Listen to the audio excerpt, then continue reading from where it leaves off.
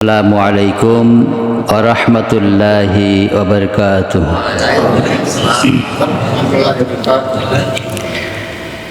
إن الحمد لله الأكرم الذي خلق الإنسان وكرمه وعلمه من البيان ما لم يعلم فسبحان الذي لا يحصى امتناه باللسان ولا بالقلم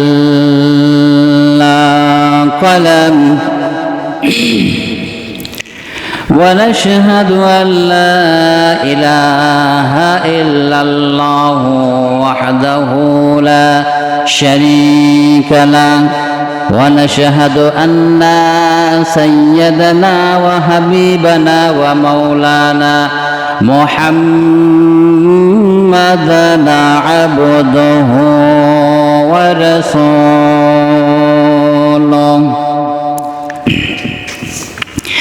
الذي أرسله بالحق بشيرا ونذيرا وداعيا إلى الله بإذنه وسراجا منيرا فقد قال الله تعالى في كلامه المجيد والفرقانه الحميد أعوذ بالله من الشيطان الرجيم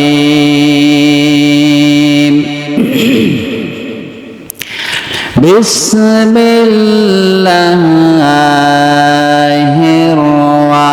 الرحمن الرحيم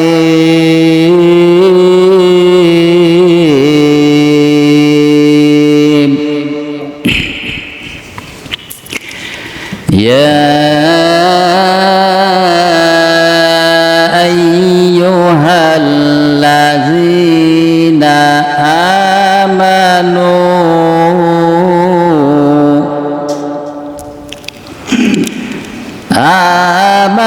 آمنوا إذا نودي للصلاة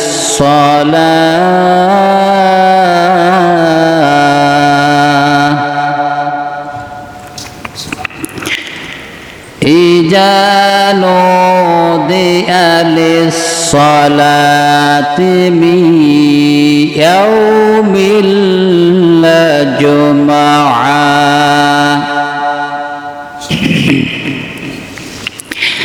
يا أيها الذين آمنوا إذا نودي للصلاة من يوم الجمعة فاسعوا إلى ذكر الله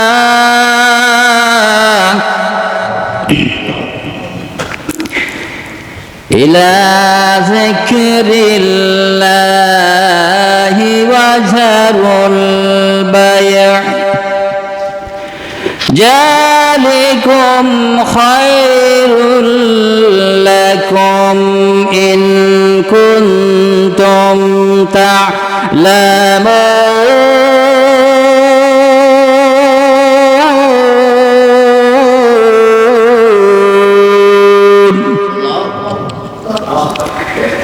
ذلكم خير لكم إن كنتم تعلمون صدق الله العظيم وقال تعالى في حبيب الشان إن الله وملائكته ইউসাল্লুনা আলান নবী ইয়া আইয়ুহাল্লাযীনা আমানু সাল্লু আলাইহি ওয়া সাল্লিমু তাসলিমা আল্লাহুম্মা সাল্লি আলা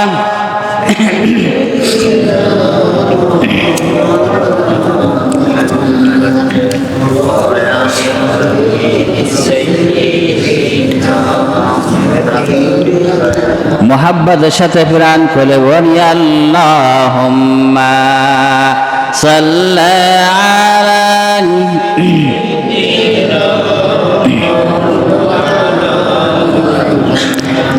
وعلى آل سيدنا আলহামদুলিল্লাহ আমরা আল্লাহ তাআলার কাছে শুকরিয়া আদায় করি যে মহান রব্বুল আলামিন তিনি অত্যন্ত দয়া করে মায়া করে আপনাকে আমাকে একটি মর্যাদাশীল মাসে আমাদের পবিত্র রজব মাসের দ্বিতীয় জুমায় সকলকে যথাসময়ে তার ঘরে আসার মতন সুযোগ যে আল্লাহ তাআলা দান করলেন সেই মহান মাবুদের দরবারে আমরা শুকরিয়া আদায় করি। সবাই প্রাণ খুলে মোহাব্বতের সাথে বলি আলহামদুলিল্লাহ। আমার বন্ধুগণ, আজকের যে মাসের ভিতরে আমরা উপনীত হয়েছি, আপনারা বিগত জুমায় শুনেছেন এই মাস সম্পর্কে আলোচনা। আমি বিস্তারিত জানতে চাচ্ছি না যে এই মাসটা হলো রজব মাস। আল্লাহ তাআলার কাছে সবচাইতে বেশি মর্যাদাশীল যে মর্যাদা দিয়েছেন, যে আরবি মাসের 12টা মাসের ভিতরে কয়টা মাস মর্যাদা দিয়েছেন? 4টে মাস। কয়টা মাস? 4টে মাস। তার ভিতরে রজব মাস একটা। এখন মুফাসসিরগণ লিখতেছেন এই যে রজব মাসের এত গুরুত্ব কেন দিয়েছেন। আজকে আমরা কিন্তু এই বিষয়টা অনুধাবন করি না। আর কেন মর্যাদা দিলেন? আর আগের নবী করিম সাল্লাল্লাহু আলাইহি সাল্লামের জামানায় তারা যে এই রজব মাসটা যেভাবে পালন করেছে, আজকে আমাদের আছে কিনা সেটা জানার প্রয়োজন আছে না?